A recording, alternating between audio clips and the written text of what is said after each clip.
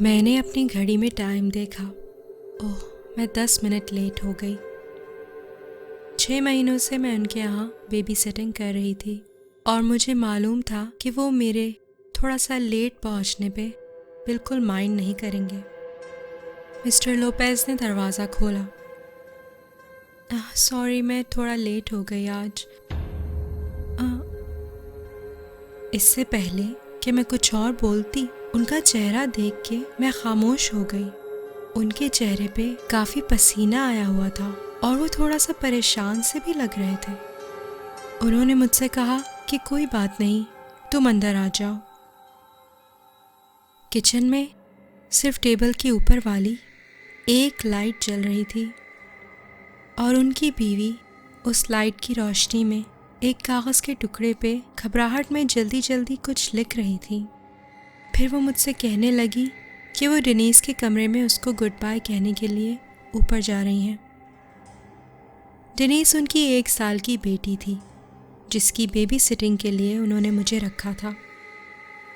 Mrs Lopez hallway के अंधेरे में देखते देखते मेरी आंखों से ओझल हो गई और ऊपर डेनीस के कमरे में चली गई। मैंने अपना बैग टेबल पे रखते हुए मिस्टर लोपेज से पूछा कि वो कौन सी मूवी देखने जा रहे हैं, तो मिस्टर लोपेज कहने लगे कि अभी कुछ पता नहीं, सिनेमा पहुंच के वो डिसाइड करेंगे। मिस्टर लोपेज के चेहरे से लग रहा था कि वो बहुत परेशान हैं, जैसे कि कोई चीज़ उनको बेहद खाई जा रही है। मैंने नोट किया कि उनके गाल पे एक कट भी लगा हुआ था, ऐसे जैसे उसमें से खून बह के सूख चुका हो। मिस्टर लोपेज से मैंने पूछा कि क्या सब खैरियत है, मगर इससे पहले कि वो कुछ कहते, मिसेस लोपेज डेनीस के कमरे से वापस आ गई। हमें अब चलना चाहिए।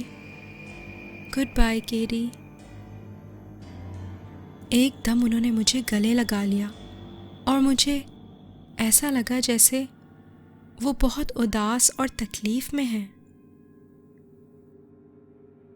थैंक यू फॉर एवरीथिंग, उन्होंने लरसते हुए लहजे में मुझसे कहा।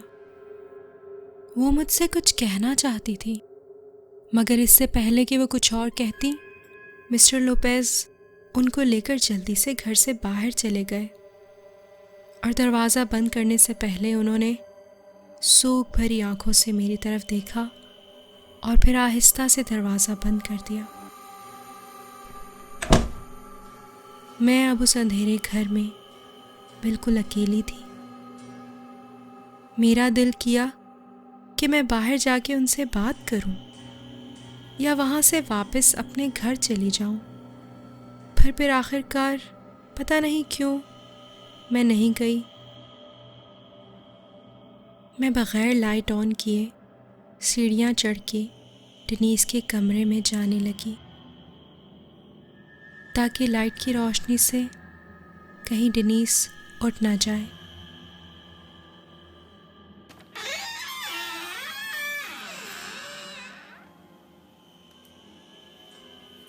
मैं उसके कॉट के पास पहुंच के उसको अपनी गोद में उठाने ही वाली थी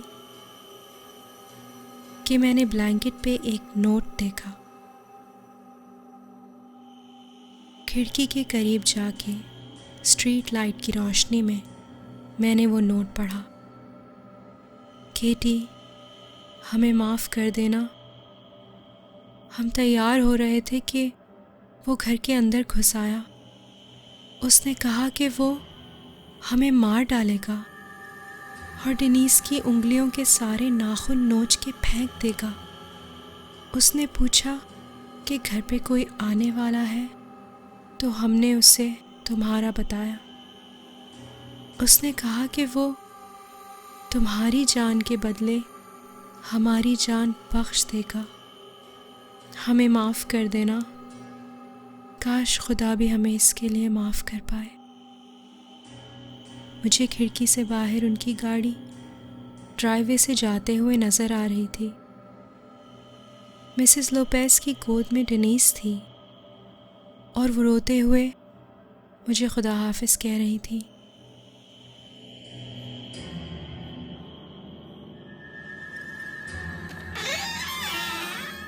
हाँ,